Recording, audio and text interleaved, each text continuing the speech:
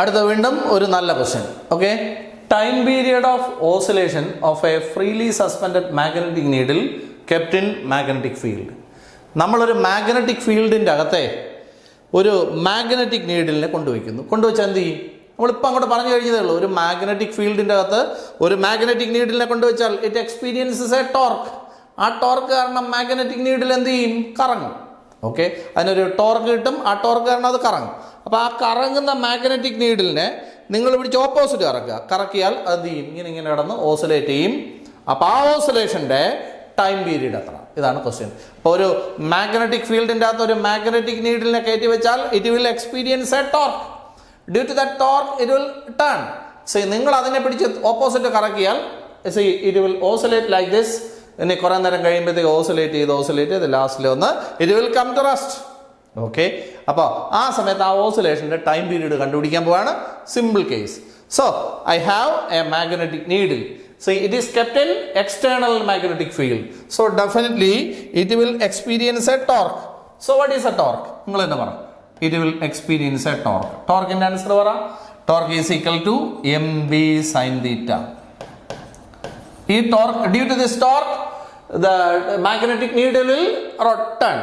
Okay, see you apply an equal force in the opposite direction. So that time you can find oscillation. See, at the end the needle will come to rest. അപ്പോൾ നമ്മളിതിന് opposite ആയിട്ട് കൊടുക്കേണ്ട anti torque എത്രയെന്ന് പറയണം. What is anti torque required? കറങ്ങുന്ന സാധനത്തിനെ opposite പിടിച്ച് കറക്കണമെങ്കിൽ വേണ്ട ആൻറ്റി ടോർക്ക്. ടോർക്ക് എന്ന് പറയുമ്പോഴത്തേക്കും നമ്മൾ എഫിനെ മനസ്സിൽ കാണുക. F is equal to M A മനസ്സിൽ കണ്ടു. ഇനി ഫോഴ്സിന് പകരം റൊട്ടേഷനിലുള്ളതാണ് ടോർക്ക്. മാസിന് പകരം ഉള്ളതാണ് മൊമെന്റ് ഓഫ് ഇനർഷ്യ. ആക്സലറേഷനെ നമ്മൾ എങ്ങനെ എഴുതും? എം എക്ക് പകരം D square X by D T square എന്ന് എഴുതും. അപ്പം അതുപോലെ എം ഐ ഡി സ്ക്വയർ എക്സിന് പകരം theta by D T square എന്ന് എഴുതും. മനസ്സിലാവാത്തവർക്ക് വേണ്ടി ഞാൻ ആ സെക്ഷൻ ഒന്നും കൂടെ ഞാൻ കാണിച്ചു തരും. നേരെ നോക്കിയിട്ട് പറയണം. നോക്ക്, എന്താണ് ഫോഴ്സ് കാണാനുള്ള ഇക്വേഷൻ പറയൂ. ഫോഴ്സ് കാണാനുള്ള ഇക്വേഷൻ എന്താ? What is a equation to calculate force? Force is equal to M A എന്നാണ്. F is equal to M തന്നെ. ആക്സലേഷന് പകരം നമുക്ക് എന്തെന്ന് എഴുതാം? D square X by D T square എന്ന് എഴുതാം. എക്ക് പകരം D square X by D T square എന്ന് എഴുതാം. ഇതുവരെ മനസ്സിലാവാത്തവരൊന്നുമില്ല. ഇതിന് ഇക്വലൻ്റ് ആയിട്ടുള്ള റൊട്ടേഷനിലെ ഇക്വേഷൻ പറയണം. ഫോഴ്സിന് പകരം ടോർക്ക്. ഓക്കെ, മാസിന് പകരം മൊമെന്റ് ഓഫ് ഇനർഷ്യ, എക്സിന് പകരം തീറ്റ. അപ്പോൾ D square theta by D T square. ഇപ്പം നിങ്ങൾക്ക് ഒരു ഇക്വേഷൻ കിട്ടിയിട്ടുണ്ട്, ടോർക്കിൻ്റെ ഇക്വേഷൻ. ഓക്കെ, അപ്പോൾ ഇതാണ് നമ്മൾ കൊടുക്കേണ്ട ആൻറ്റി ടോർക്ക്. അപ്പോൾ ആൻറ്റി ടോർക്കിൻ്റെ ആൻസർ കിട്ടി. എന്താണ്?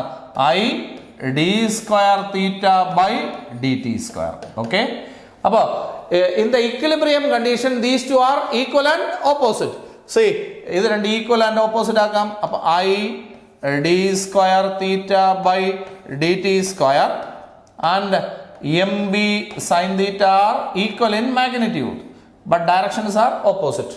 ഓക്കെ, ഇനി നമുക്ക് ഇതിനെ കൂടെ എടുത്ത് ലെഫ്റ്റ് വയ്ക്കാം. അപ്പോൾ I D square theta by D T square plus M B sine theta is equal to 0 എന്ന് എഴുതാം.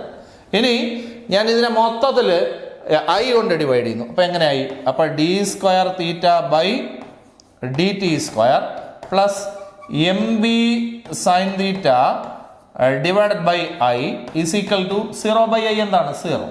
ഇനി ഈ ആംഗിൾ ഓഫ് ടേണിംഗ് വളരെ കുറവാണെങ്കിൽ, തീറ്റ വളരെ ചെറുതാണെങ്കിൽ സൈൻ തീറ്റയെ നമുക്ക് തീറ്റ എന്ന് എഴുതിക്കൂടെ?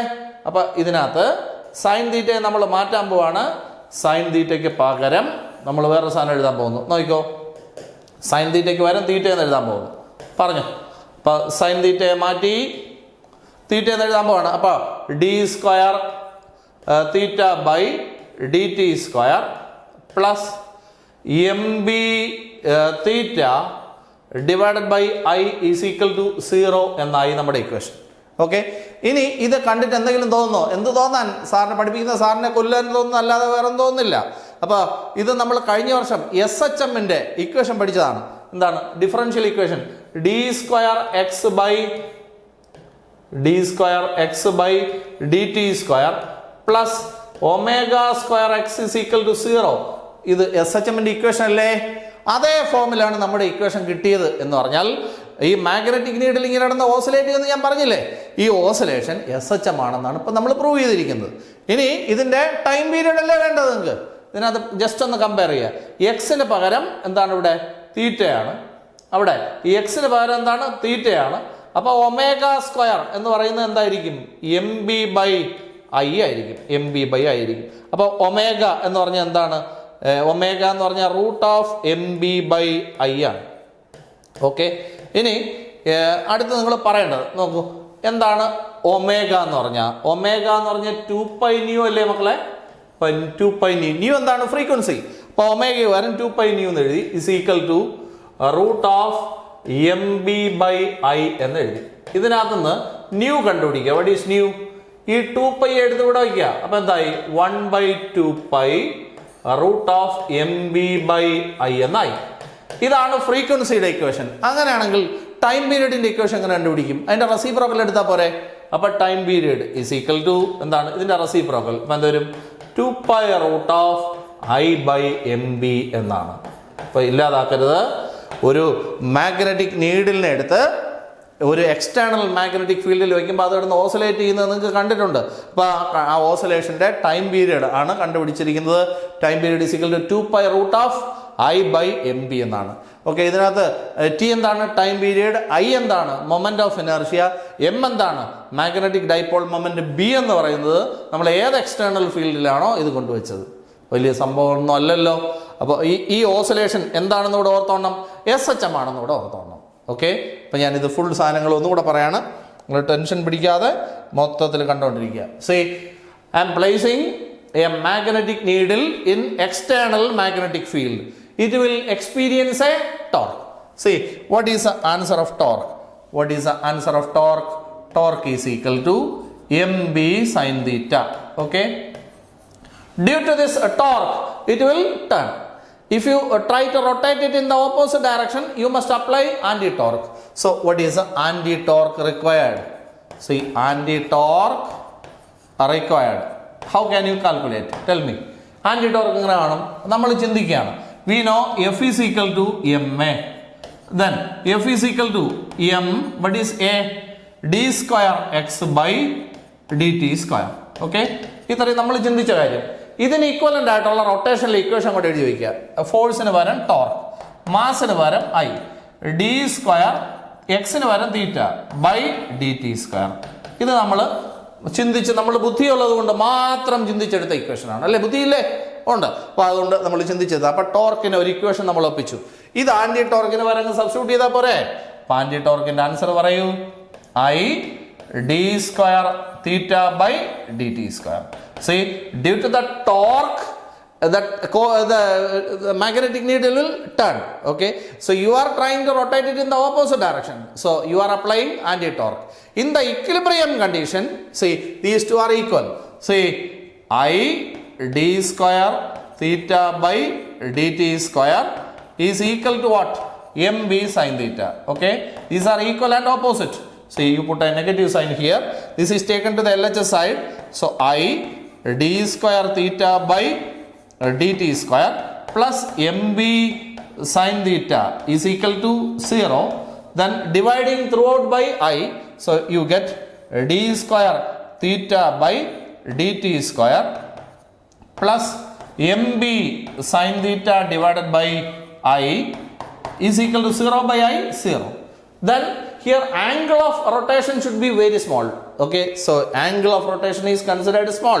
So sin theta can be written as theta. So if theta is very small, sin theta will be approximately equal to theta. So instead of sin theta, you write theta. See, what will you write next? See, നോക്കിയിരിക്കുക. See, what is the next? നമുക്ക് ഇവിടെ എഴുതാം. നോക്കി പറയണേ, നോക്കി answer പറയണം. പെട്ടെന്ന് പറഞ്ഞോളൂ. എന്താണ് ഇതിനെങ്ങനെ എഴുതാം? D square theta by D T square plus M B sine theta can be written as theta divided by I is equal to 0. Okay, this is similar to the equation of SHM. So what is a equation for SHM? D square x by dt square plus omega square x is equal to 0. You just compare. Instead of x here, you can find theta. Instead of omega square, what comes? So instead of omega square, here you can find mb by I. Then what will be omega? Omega equal to root of mb by I. No problem. Then what is the next one? See, omega. What is omega? Omega is 2 pi nu. So instead of omega, you write 2 pi nu. So 2 pi nu equal to root of mb by I. Okay. Then what will be nu? Nu is equal to this 2 pi is put down. So 1 by 2 pi into root of mb by I. Okay. This is the answer of frequency. Then what will be the answer of time period? See, time period is equal to reciprocal of this. So 2 pi into root of mb divided by I. Is it clear? So when you place a magnetic needle in an external magnetic field, definitely it will oscillate. These oscillations are SHM. What is the time period of oscillation? T is equal to 2 pi root of mb by I. Okay, is it clear? Is it mb by I or I by mb? So it is I. This is wrong. See, the final step is wrong. See, this you have to change. See, what is the time period? So time period is equal to reciprocal of this. അത് നിങ്ങൾ പറഞ്ഞല്ല, നോക്കൂ എന്താണ് reciprocal ആക്കൂ. So 2 pi root of reciprocal ആക്കൂ I by mb. Is it clear?